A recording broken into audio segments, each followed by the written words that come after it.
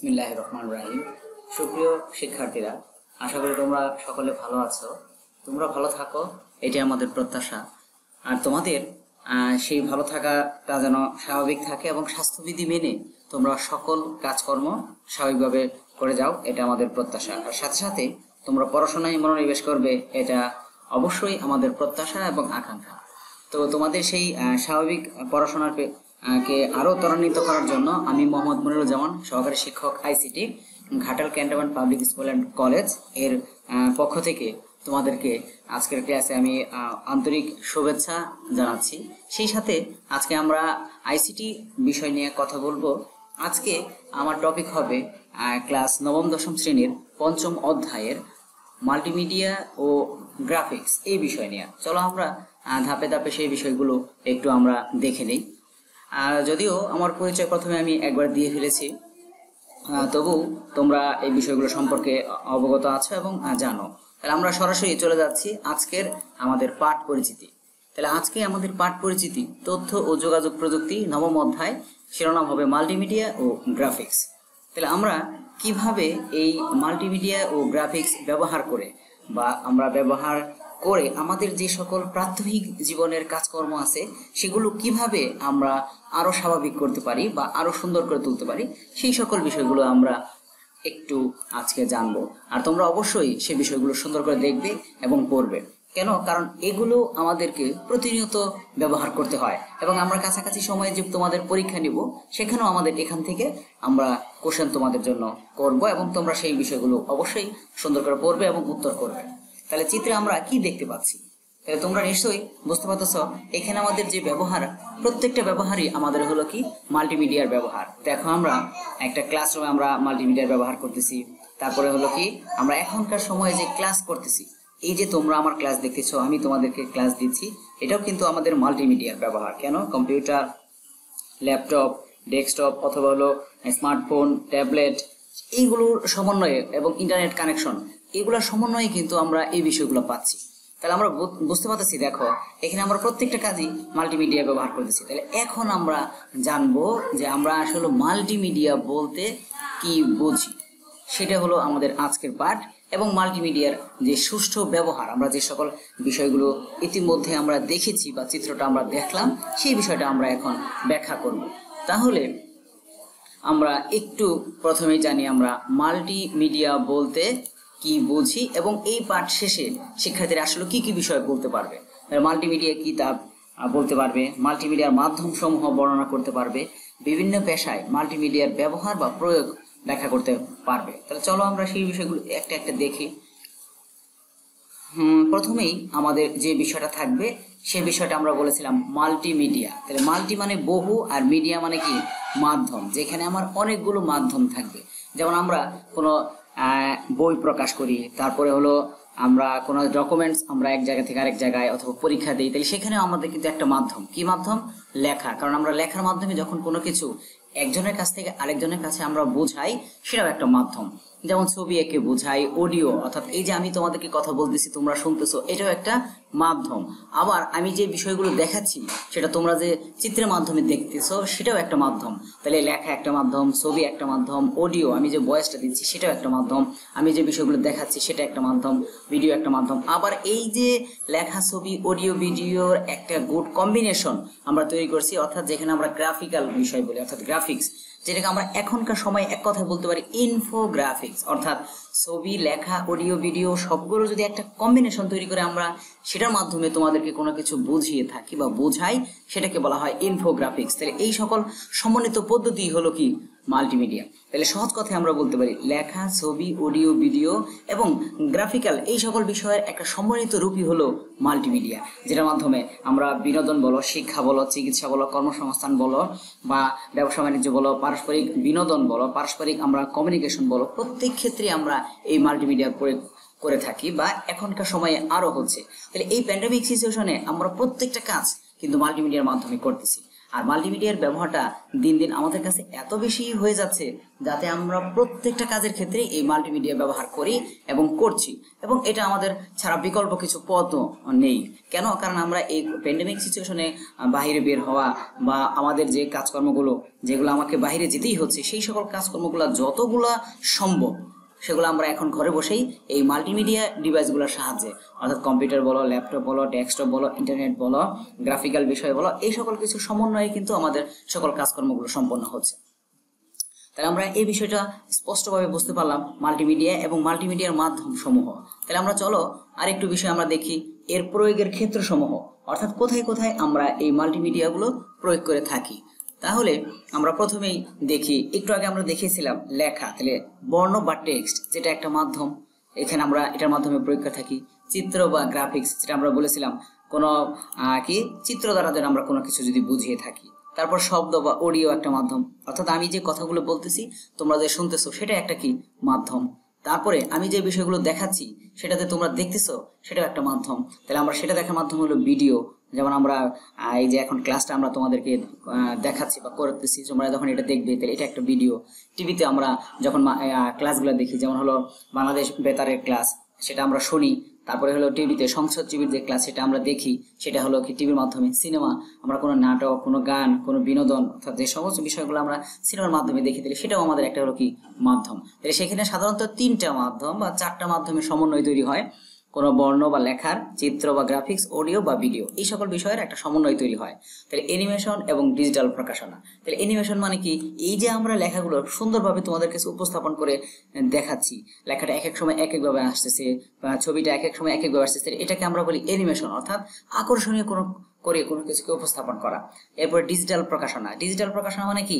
যেমন আগের দিনে আমরা শুধু বই, সিনেমা অথবা কোনো গল্প, যেটা আমরা শুধুমাত্র মানে যে মাধ্যমের জন্য তৈরি সেখানে আমরা দেখতে পারতাম, অন্য মাধ্যমে, যেমন ধরো একটা বিজ্ঞাপন শুধু আমরা টেলিভিশনে দেখতে পারতাম। এখন কিন্তু বিজ্ঞাপন আমরা শুধু টেলিভিশনে দেখি না, আমরা ফেসবুকে গেলে সেখানে বিজ্ঞাপন দেখি, পেপার পড়লে সেখানে আমরা বিজ্ঞাপন দেখি, তারপরে হলো সোশ্যাল নেটওয়ার্কিং এ যে কোনো সাইটে গেলে সেখানে আমরা বিজ্ঞাপন দেখি। আমাদের পারিপার্শ্বিক যত কাজকর্ম আমরা এই মাল্টিমিডিয়ার সাহায্যে দেখতেছি, সেখানে প্রত্যেকটা ক্ষেত্রে তারা ডিজিটাল প্রকাশনা করতেছে, অর্থাৎ বিজ্ঞাপন বলো, বই বলো, লেখা বলো, ছবি বলো, প্রত্যেকটা কাজই কিসের মাধ্যমে? ডিজিটাল প্রকাশনার মাধ্যমে হচ্ছে। তাহলে সেটা আমরা খুব সহজেই এখন মাল্টিমিডিয়ার মাধ্যমেই আমরা সেই সকল বিষয়গুলো বুঝতে পারতেছি। তাহলে সেই সকল বিষয়গুলো আমরা একের পর এক আশা করি তোমরা কে যে বর্ণনা করলাম তোমরা বুঝতে পেরেছো। তাহলে এগুলোর প্রত্যেকটার ব্যবহার এবং এগুলোর কাজকর্ম আমাদের মনে রাখতে হবে। তাহলে এখন আমরা মাল্টিমিডিয়ার মাধ্যম সমূহ কোথায় কোথায় আমরা এই মাধ্যমগুলো প্রয়োগ করি সেটা আমরা দেখি। তাহলে দেখো, এখানে আমরা যে ডিভাইসগুলো দেখাচ্ছি প্রত্যেকটাই তোমাদের কাছে কি খুবই পরিচিত। কেন? কারণ এগুলো আমাদের মাল্টিমিডিয়ার সাথে রিলেটেড এবং এগুলো আমাদের খুবই প্রয়োজনীয় বা অতীব প্রয়োজনীয় কতগুলো ডিভাইস। যেমন আমরা প্রজেক্টর, তাহলে এখানে আমরা প্রজেক্টর ব্যবহার করে খুব সহজেই আমরা কোনো মানে কি লেখা বা ছবি বা গ্রাফিক্যাল কোনো বিষয় যেরকম আমরা তোমাদেরকে ক্লাসে দেখিয়ে থাকি, তাহলে এটা একটা হলো কি মাল্টিমিডিয়া। তারপর ল্যাপটপ, এই যে আমি তোমাদেরকে ক্লাস নিয়েছি, তাহলে সেটাও আমরা সহজেই ল্যাপটপের মাধ্যমে সংযুক্ত করতেছি বা তোমাদেরকে আমি বলতেছি। আরেকটা হলো কি ডেস্কটপ কম্পিউটার, তাহলে যেটাও আমরা খুব সহজেই তোমাদের কাছে কি আমরা যাদের ল্যাপটপ নেই তারা আমরা কি এই ডেস্কটপ কম্পিউটারে খুব সহজেই সেই কাজকর্মগুলো করতে পারতেছি। অর্থাৎ দুইটাই সেম বিষয়, কিন্তু উপস্থাপনটা শুধু ভিন্ন। কারণ ল্যাপটপ হলো ছোট আকৃতির, অর্থাৎ ল্যাপ শব্দের অর্থ আমরা বুঝি কি মানে বলো কোল, আর মানে টপ মানে উপরে, অর্থাৎ কোলের উপরে, অর্থাৎ সেটাকে আমরা বলি পোর্টেবল টেকনিক্যাল ভাষায়, সহজে বহনযোগ্য। আর ডেস্কটপ মানে কি? যেটা শুধুমাত্র একটা ডেস্ক বা টেবিলের উপর রেখে আমরা তার সমস্ত বিষয়গুলো ব্যবহার করতে পারি, যেটা বহনযোগ্য না, বহনযোগ্য কিন্তু সহজে বহনযোগ্য না। এরপরে আমাদের আছে হলো কি টেলিভিশন, তারপরে হলো কি ট্যাব, তারপরে আছে হলো কি সিনেমা। তাহলে এগুলো প্রত্যেকটাই হলো কি মাল্টিমিডিয়ার মাধ্যম সমূহ। টেলিভিশন আমরা লেখা দেখি, ছবি দেখি, অডিও দেখি, ভিডিও দেখি, সিনেমা দেখি, সকল কিছু আমরা এটার মাধ্যমে বুঝতে পারি। ট্যাবলেট ফোন, তাহলে এটাও যাদের কাছে ল্যাপটপ, কম্পিউটার, ডেস্কটপ নাই তারা আমরা খুব সহজে স্মার্টফোন বা ট্যাবলেট ফোনের মাধ্যমে এই সকল কাজকর্মগুলো সম্পন্ন করতে পারি। সিনেমা, তাহলে অর্থাৎ বিনোদনের একটা মুখ্য বিষয় হলো সিনেমা।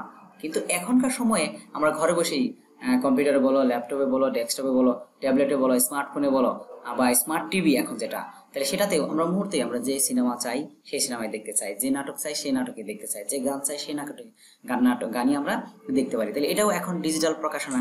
কেন? কারণ হলো প্রত্যেকটা কাজ এখন আমাদের মাল্টিমিডিয়ার ব্যবহারে বা আমাদের হলো কি যে সকল বিষয়গুলো বা আমরা মাল্টিমিডিয়া ডিভাইস বলি সেগুলো এতটা সহজ হয়ে গেছে, কারণ আমাদের এখন প্রতিনিয়ত সেইগুলো ব্যবহার করতে হয়। কারণ এখন এই প্যান্ডেমিক সিচুয়েশনে আমরা বাইরে সিনেমা দেখতে যাইতে পারি না, বাইরে বিনোদনের জন্য যাইতেও আমরা এখন পারি না বা ভয় হয় বা সেটা পরিবেশ উপযোগীও না। তাহলে সেক্ষেত্রে আমাদের ঘরে বসেই আমরা কি মাল্টিমিডিয়া ডিভাইসগুলোর মাধ্যমে সেই সকল কাজকর্মগুলো সম্পন্ন করতে পারি। এরপরে আছে বিনোদনের ক্ষেত্রে মাল্টিমিডিয়ার ব্যবহার। দেখো আমরা একটু আগে যে কথাগুলো বলতেছিলাম, অচেনা হৃদয়, অর্থাৎ যদি আমি কোনো সিনেমা দেখতে চাই, নাটক দেখতে চাই, তাহলে ঘরে বসে খুব সহজে দেখতে পারি। তারপরে কার্টুন, তাহলে ঘরে বসে খুব সহজেই টেলিভিশনে আমরা কার্টুনও দেখতে পারি, অনুষ্ঠানও দেখতে পারি, যেমন আমরা সংসদ টিভির ক্লাসগুলো দেখতে পারতেছি। তাহলে এটাও আমাদের একটা বিষয়। ঘরে বসে আমরা কোনো খবর, অর্থাৎ হলো কি আমরা কোনো খবর সংবাদ পাঠ সেগুলো আমরা ঘরে বসে দেখতে পাচ্ছি। তারপরে গেমস খেলা, তাহলে কম্পিউটার গেমস খেলা সেটাও আমরা ঘরে বসে খুব সহজেই তাহলে মাল্টিমিডিয়ার মাধ্যমে খেলতে পারতেছি। তাহলে দেখো এখানে যে সকল গেমসগুলো আমাদের দেখানো আছে, সংবাদ মাধ্যম দেখানো আছে, চলচ্চিত্র মাধ্যম দেখানো আছে, টেলিভিশন অনুষ্ঠান, এটা সম্প্রচার বিষয়। তাহলে প্রত্যেকটাই কিন্তু মাল্টিমিডিয়া ডিভাইসের ব্যবহার এবং তার ক্ষেত্রগুলাই এখানে দেখানো হয়েছে। কারণ আমরা যদি কম্পিউটার সম্পর্কে বা এখন লেটেস্ট টেকনোলজি সম্পর্কে যদি আমরা ভালোভাবে না জানি, তাহলে এগুলো আমরা খুব সহজেই ঘরে বসে প্রয়োগ করতে পারবো না এবং তার সুফল আমরা গ্রহণ করতে পারবো না।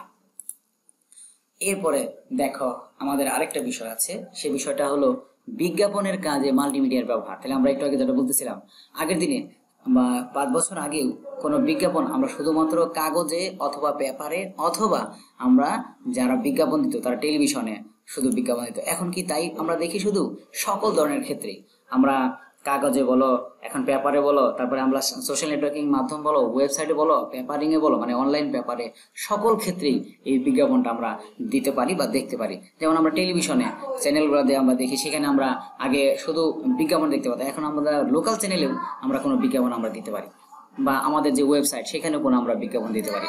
তাহলে এই সকল বিষয়গুলো দেখো খুব সহজেই আমরা কিসের মাধ্যমে, এই মাল্টিমিডিয়া মাধ্যমে আমরা সম্পন্ন করতে পারি এবং মাল্টিমিডিয়ার মাধ্যমে আমরা সকল বিষয়গুলো দেখতে পারি। এখন আরেকটা বিষয়, যেমন গাড়ি চালানোয় জিপিএস, তাহলে সেক্ষেত্রে আমরা এই মাল্টিমিডিয়ার সাহায্যে গাড়ির কোথায় কোন পজিশন আছে, কোথায় যাবে, কোন দূরত্বে যাবে, কত সময় লাগবে, সকল কিছু আমরা গাড়িতে বসেই দেখতে পারি। আর ডিজিটাল প্রকাশনা বিজ্ঞাপন সেটা তো আমরা বুঝতেই পারলাম কিভাবে করতে পারি। এবং প্রশিক্ষণ, দেখো আরেকটা বিষয় আছে প্রশিক্ষণ। এখন আমরা এই প্যান্ডেমিক সিচুয়েশনে ঘরে বসেই আমরা অনেকগুলো প্রশিক্ষণ গ্রহণ করতে পারি, সেটা আমাদের পড়াশোনা রিলেটেড হোক অথবা কারিগরি কোনো শিক্ষা হোক অথবা আমাদের আউটসোর্সিং হোক, মানে আমরা যে কোনো বিষয়ে যদি দক্ষ হতে চাই এখন আমরা ঘরে বসেই খুব সহজেই সেই বিষয় সম্পর্কে প্রশিক্ষণ গ্রহণ করতে পারি। তাহলে মাল্টিমিডিয়া দেখো প্রকাশনায় মাল্টিমিডিয়ার ব্যবহার, তাহলে কিভাবে প্রকাশনায় সেটা আমরা একটু দেখি। বিভিন্ন প্রকার বই, আগে যে বই শুধুমাত্র কাগজে হইতো, এখন কিন্তু দেখো আমরা পিডিএফ বই খুব সহজেই ঘরে বসে আমরা পাইতে পারি। অর্থাৎ প্রকাশনায় আমরা বইও এটা পাইতে পারি ঘরে বসে, অর্থাৎ সফট কপি যেটা। তারপরে আমরা দেখো ম্যাগাজিন, আগে ম্যাগাজিন যেরকম শুধু কাগজ কলম হইতো, এখন সেখানে আমাদের হলো কি ঘরে বসে আমরা সেই ম্যাগাজিনও কি করতে পারি, পড়তে পারি। পেপার, পত্র পত্রিকা, সেটা তো আমাদের বলার অপেক্ষা রাখে না, ঘরে বসে আমরা সব রকমের পত্রিকা, বাংলাদেশের বলো সারা পৃথিবী বলো, যে কোনো পত্রিকা আমরা ঘরে বসে দেখতে পারি। তারপর দেখো ব্যবসা ক্ষেত্রে মাল্টিমিডিয়া, তাহলে আগে ব্যবসা বাণিজ্য শুধুমাত্র দোকানে যাওয়া হতো, এখন আমরা ঘরে বসেই যে কোনো প্রোডাক্ট অর্ডার করলে সেটা আমাদের কাছে 24 ঘন্টা 72 ঘন্টার মধ্যে আমাদের হাতের কাছে এসে পৌঁছে যায়।